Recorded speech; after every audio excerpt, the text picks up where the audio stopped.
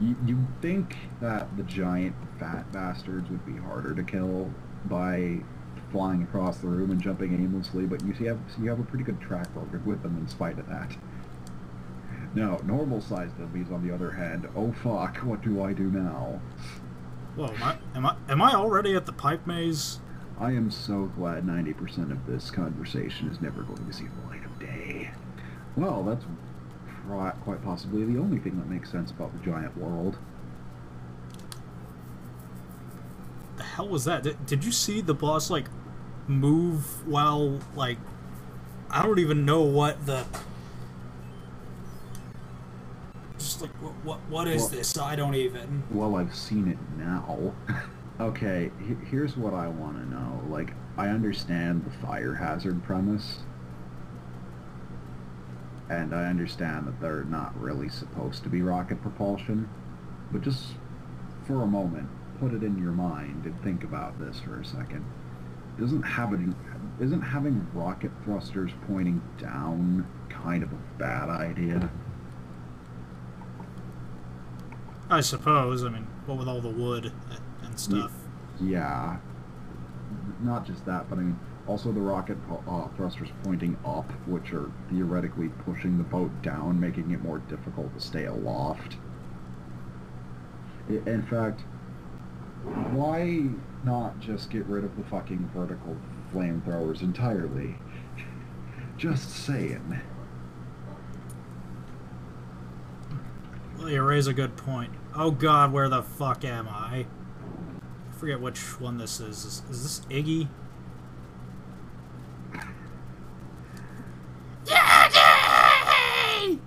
Yeah, the NES sprite was not good to Iggy. Not at all. I don't know if you've seen his concept art, but oh my god, could they have possibly made a bigger difference between the concept and the final product? It's like, oh, so he's gonna be kind of like Lemmy, but he's got glasses and he's got his own shtick. Nope, blue giant fucking glasses frames. Like, how the fuck would you even build them that thick? Wouldn't that just be a complete waste of plastic or something? Here's a thought. These little blue things are called nippers, I think. I think I know where you're going with this. Like, I hate to even bring it up, but am I the only one who thought that was really bad naming decision, particularly in the era of the internet where we not only have, well, okay, retrospectively, this wasn't made in the era of the internet, but it becomes all much worse in the information age when not only do we have enough porn to give us dirty thoughts about names like that, but we also have access to the racial stereotypes necessary to make it even worse. Oh, fuck. Here's something I thought. Of all the enemies to, like with New Super Mario Brothers Wii and shit, we got all these little one-shot callback moments and shit. Bring back the frickin' Buzzy Beetles chucking ice blocks of death at you. Particularly now that you can actually get some frickin' retribution because you can, like, because of the like pickup mechanics in that game, so you can actually like fucking throw them back at them instead of having to take their shit and flying through a barrage of fucking everything. Also, I'm about to blow your mind. You know why it's called Karibo's Shoe? Also, that was quite possibly the weirdest death I've ever seen. It's like you powered up. No, it's like you powered down, then you powered back up, and then you powered back down, and then you jumped to your death. What? I'm sorry, what? Yeah, that was pretty amusing. That's definitely making it into the real. I have to wonder what the fuck the word Karibo means, considering how much fucking publicity it got with the whole Yu-Gi-Oh deal.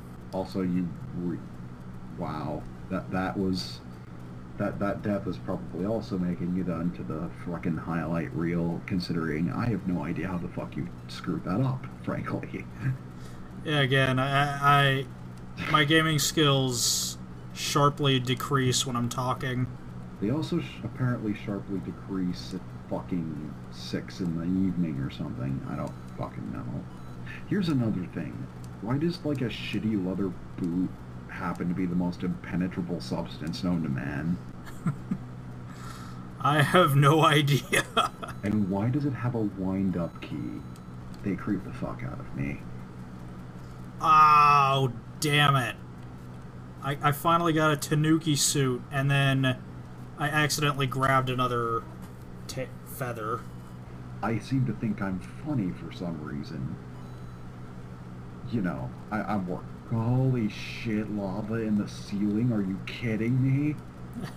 Sadly, no. I am not kidding. Okay, that settles it. We absolutely have to fucking remake this level in 3 dimensions, because that is the most fucking badass hazard I have ever seen in my entire life. Anti-grav ceiling lava? I approve. That's fucking like Shinobi tier right there.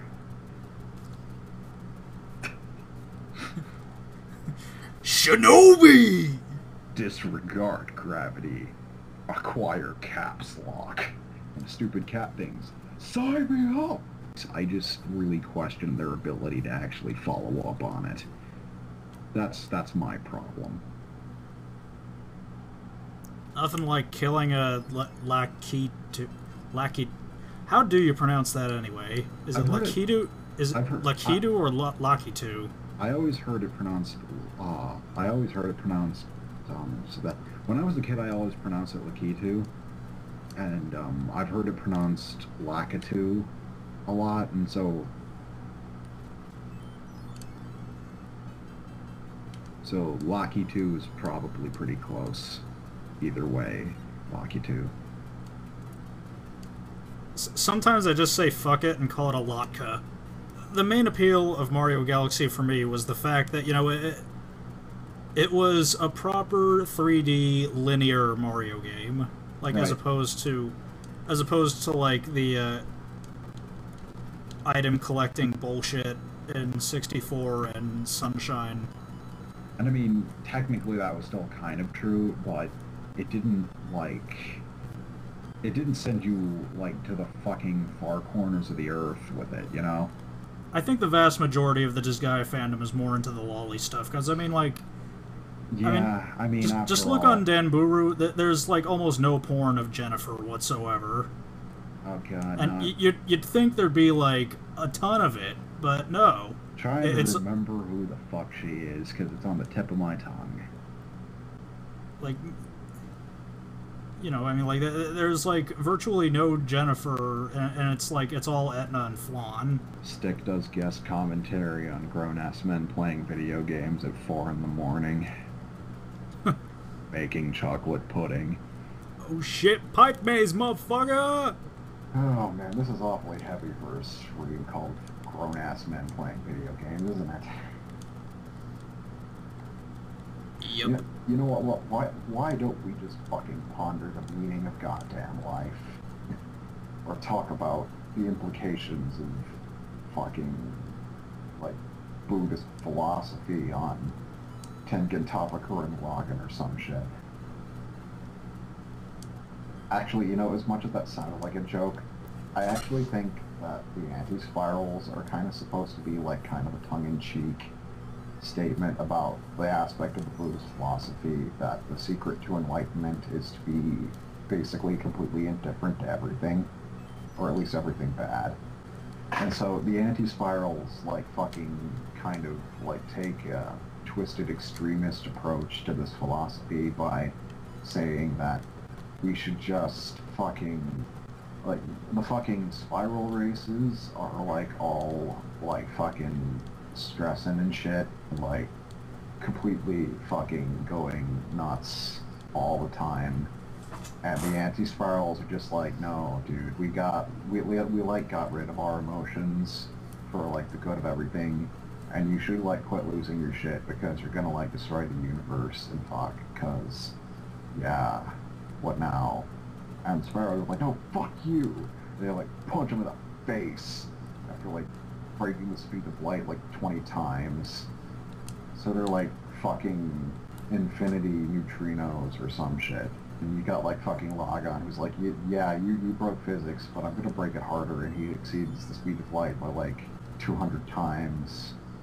He's like, what now? I'm a giant face. Fuck you. Like, so you got, like, the fucking spirals, which are kind of like... I think the spiral races are actually supposed to be, like, a representation of, like, the Japanese version of Christianity. Because they have this messiah who dies early on in the Chronicles, and it is, like, through his inspiration that they reach their true potential and save everything.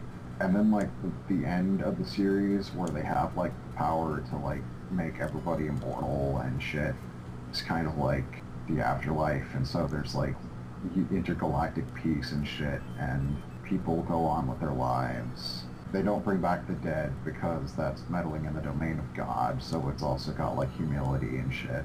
So, and then the anti-spirals are like the outdated Buddhist philosophy that had been followed for many years prior to the introduction of Christianity into the Eastern philosophies. And it depicts them as, like, being reactionary and trying to constantly hold everything back because they're scared of change, man. So, because they can't stand to move forward, they're always holding themselves back because they're afraid. They see that people have power to make a difference, but they think if we do allow ourselves to be meaningful and to concern ourselves with things that are wrong in the world, because I mean, like, one of the major tenets of Buddhism is that if there's something wrong that you can't do anything about, you just let it go. And I'm not saying that's wrong, but I can see why that view of the world might incline people to ignore things that they can do something about because they believe that they can't. It's like a commentary on taking a good thing and doing it incorrectly. And so, in between, like, this Christianity-Buddhism interplay, you've got the fucking spiral nemesis, which is like, if we allow you to convert everybody to communism, then you're gonna destroy the universe or something. In the end, the anti-spirals and their Buddhist ways and all that shit, they're not actually wrong. They're just not doing it right. When Simone wins over the anti-spirals and, like, kills their figurehead, the Zen embodiment of their collective philosophy, and he strikes them down. When he gets struck down, he says that if they're going to overtake them and take control, then they need to protect the universe. And when Simone says that they're not gonna let anything bad happen, he's, like, incorporating the good parts of the Buddhist philosophy and Japanese tradition into his own, or at least acknowledging that he has. But basically, that's just kind of what that meant to me. And I mean, you can see this a lot, because, like, the anti-spiral ships with the faces and the hands and shit, it's a lot of really heavy Buddhist iconography. Then there's, like, the prevalence of the number 108, which is supposed to be really fucking horrible shit in the Buddhist religion. And so, like, all the really terrible, catastrophic things happen when the number 108 is mentioned. And then you've got the Kamina Jesus parallels. You've got Kamina getting completely fucking wasted earlier, and then Simone's, like, heartbroken and flipping the fuck out. And so when he's flipping the fuck out, like, that's, like, the death of Jesus and everything's horrible. And then Kamina gets back up and you've got, like, the fucking Easter resurrection and shit. Except it's not like 3 days, it's more like 3 minutes. And then he's gone. The very last bit where Kamina appears is in, like, a vision that's like the fucking Holy Spirit or whatever. What other horrible philosophical subtext can I fit into this without... Actually, no.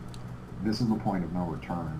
That has been passed already. At this point, if I'm going to make philosophical observations, there's no reason for me to have any standards anymore. So I may as well get into the little stupid ditty I got into where actually the shape of the drills in the series is actually a significant philosophical talking point in this show. That is the level of minutia I'm getting into with this really horribly drawn out joke. And there is no hope for any of you, if any of you people are listening to this in the future. If you wish for any of your soul to be preserved, then you will stop listening now. The fucking drills in, like, the final battle are, like, symbols of their fucking respective righteousness or lack thereof.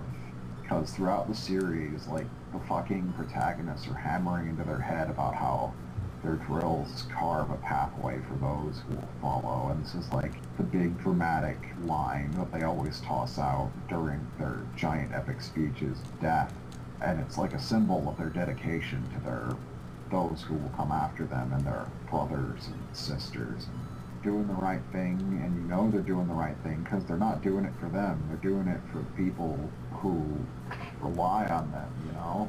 And then you've got, like, the fucking spiral drill, which is, like, the symbol of this philosophy. And the way a spiral drill works is that as it digs, it pushes dirt out of the way, and it presses it into the side of the tunnel. And so it leaves a solid tunnel that doesn't collapse.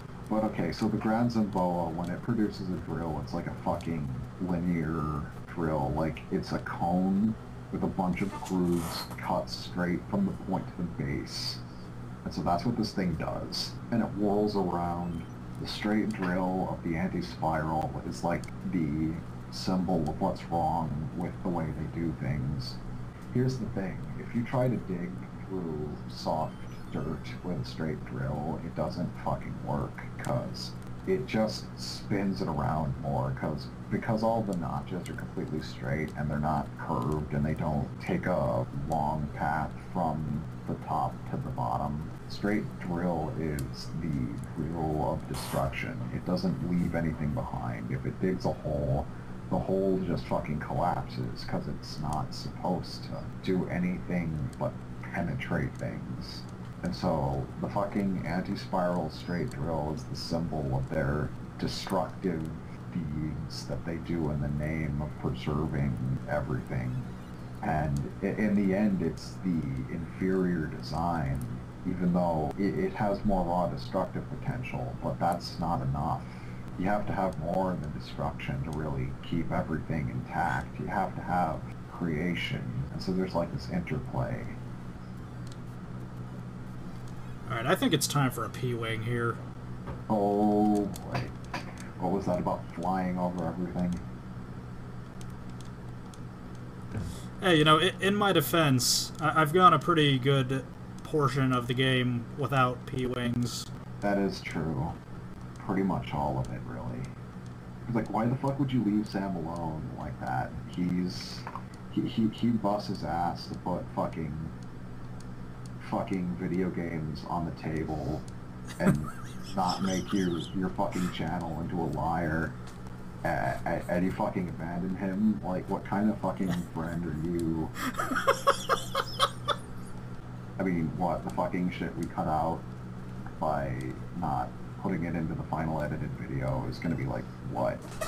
Some kind of uninteresting segments of the game you've already seen 10,000 times when it was Let's Played by, like, 15 idiots hyped up on corn syrup. It's been fun, folks. Yep. Later.